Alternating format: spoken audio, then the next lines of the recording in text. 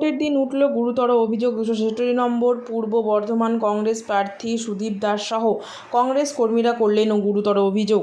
257 নম্বর বুথে একজন বিশেষভাবে সক্ষম ব্যক্তিকে প্রথমে ভোট দিতে বাধা দেওয়া হয়। পরে প্রশাসনের তৎপরতায় তার বাবাকে নিয়ে ভোট দিতে পারেন তিনি। সেই বুথের ভেতরেই তৃণমূল সমর্থকেরা লক্ষ্মী ভাণ্ডার 1 নম্বর চিহ্নে আছে সেটিও বলে দিচ্ছিলেন বলে অভিযোগ করেন। প্রচার শেষ হয়ে যাওয়ার পরে ভোটের দিন তার আগের রাতে সরকারি জায়গায় কিভাবে তৃণমূল প্রার্থী ব্যানার লাগাতে পারে পূর্ব বর্ধমান জেলা যুব আইনটিসিউর সম্পাদক হিরণময় কোনারের অভিযোগ করলেন প্রশাসনের সামনেই। দেখুন বিস্তারিত।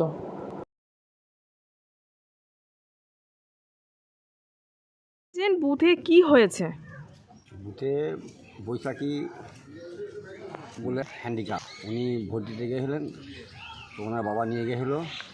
ওনার সব কিছু দেখানো সত্ত্বেও ওর কোনো রকম ইয়ে করেনি, অ্যালাউ করেনি। 3 বার করে গিয়ে তখন বেঙ্গল পুলিশ ওকে বলেছে যে যেখানে খুশি ভোট দিয়ে দাও, ভোট দিয়ে চলে যাও।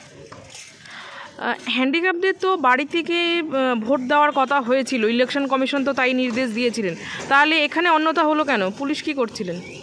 পুলিশ কী করে, পুলিশ তো ওই কথাই বললো যে যেখানে খুশি ভোট দিয়ে চলে যাও। আপনার বুথ থেকে আর কোনো সমস্যা? না, আমার বুথ থেকে আর কোনো সমস্যা। হিমাংশু সামন্ত, বইটা 257।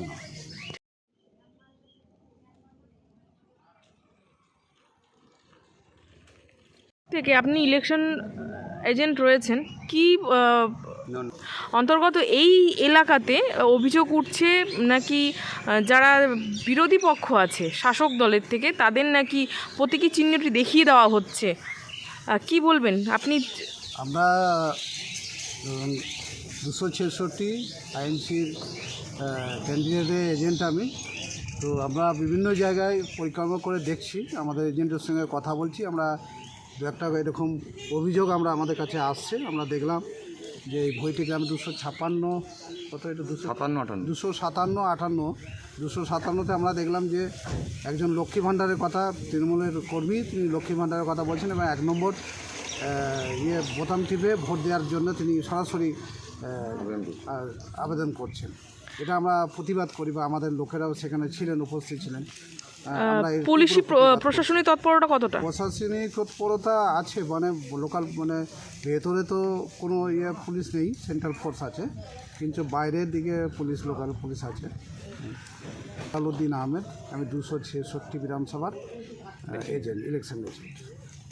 গতকাল রাত্রে বর্ধমান উত্তর বিধানসভা কেন্দ্রের 257 নম্বর বুথ যেখানে চলছে, সেই অবস্থাতে আমরা সবাই আমাদের মতো করে পোস্টার ব্যানার লাগাই। কিন্তু আজকে সকালে দেখতে পাই যে বর্ধমানের যিনি বিধায়ক আছেন নীতিশ কুমার মালিক, উনি সরকারি দেয়ালে একটি ফেস্টুন লাগিয়েছেন। জানি না কী পারপাসে লাগিয়েছেন, কোন আইন ভেঙে লাগিয়েছেন, এর আমরা তীব্র প্রতিবাদ জানাচ্ছি। আশা করব প্রশাসনের দৃষ্টি আকর্ষণ করব। 3 দিন আগে যেখানে প্রচার শেষ হয়ে যায়, তা সত্ত্বেও কীভাবে ওনারা আইন ভেঙে দিয়ে সরকারি দেয়ালের উপর, স্কুলের উপর ওনারা পোস্টার লাগায়, ব্যানার লাগায়, ফেস্টুন লাগায়। এর জন্য আমরা প্রশাসনের দৃষ্টি আকর্ষণ করছি। আমার নাম হিরণময় কোনার, পূর্ব বর্ধমান জেলা যুব আইনটিসি প্রেসিডেন্ট।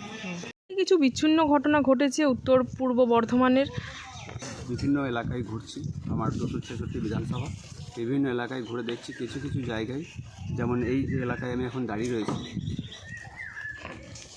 হরিতলা, যে 257 বুথ, সেই বুথে দেখা গেছে যে মানুষকে প্রভাবিত করা হচ্ছে। লক্ষ্মীর ভাণ্ডারের টাকা বলে ইশারা করে দেখিয়ে ভোট দেখতে হবে 1 নম্বরে, এইভাবে। সেই জায়গায় দাঁড়িয়ে আমি বলতে চাই যে আজকের দিনে এইগুলো কেন? মানুষ তার গণতান্ত্রিক অধিকার প্রয়োগ করবে, তাহলে সেই জায়গায় দাঁড়িয়ে আজকে কেন টাকার প্রলোভন কেন দেওয়া হচ্ছে? এর তীব্র প্রতিবাদ বা ধিক্কার জানাই আমরা জাতীয় কংগ্রেসের পক্ষ থেকে। এবং দেখা গেছে যে আজকে যে ভোটার অধিকার, যে একজন মানে হ্যান্ডিক্যাপ, তিনি তার পরিবারের যে গার্জেন, তার পিতা, তাকে নিয়ে বুথে ঢুকতে গেছে, সেখানে আটকে দেওয়া হয়েছে, বাধা দেওয়া হয়েছে। এটা কেন? কে তার সাথে যাবে? তার যে গার্জেন, সে নিজে গার্জেন নিয়ে যেতে পারছে না তাকে, তাহলে তার সাথে নিয়ে যাবে কে? কোনো পলিটিক্যাল নেতা? আমরা তো যাচ্ছি না, আমরা কোনো পলিটিক্যাল দল তো আমরা তো চাই না যে তার পরিবারের লোক নিয়ে যাক তাকে, সে তার নিজের ভোটটা দেয়। আজকে গণতন্ত্রের এইভাবে যদি মানে শেষ করে দেওয়া হয়, তাহলে ভোট কেন করা হচ্ছে? তাহলে কি করতে চাইছে, কি প্রমাণ করতে চাইছে এগুলো? প্রশাসন কি এই আর্জি শুনেছেন বা কিছু সাহায্য করেছেন প্রশাসন? প্রশাসন তো নির্বিকার। প্রশাসন মানে বাইরে রাজ্য পুলিশ বাইরে কাজ করছে এবং ভিতরে সেন্ট্রাল বাহিনী কাজ করছে, তার মধ্যেই এই সমস্ত জিনিসগুলো ঘটে চলেছে। কিন্তু নির্বাচন কমিশনার এর দায়িত্ব পুরোপুরি নির্বাচন কমিশনারের। তিনি কেন এইটা স্পর্শকাতর এলাকা, এই সমস্ত এলাকা, তাহলে তারা কেন এইভাবে সেই জিনিসগুলো দেখছেন? আমি সুদীপ দাস, বর্ধমান উত্তর বিধানসভার জাতীয় কংগ্রেসের প্রার্থী।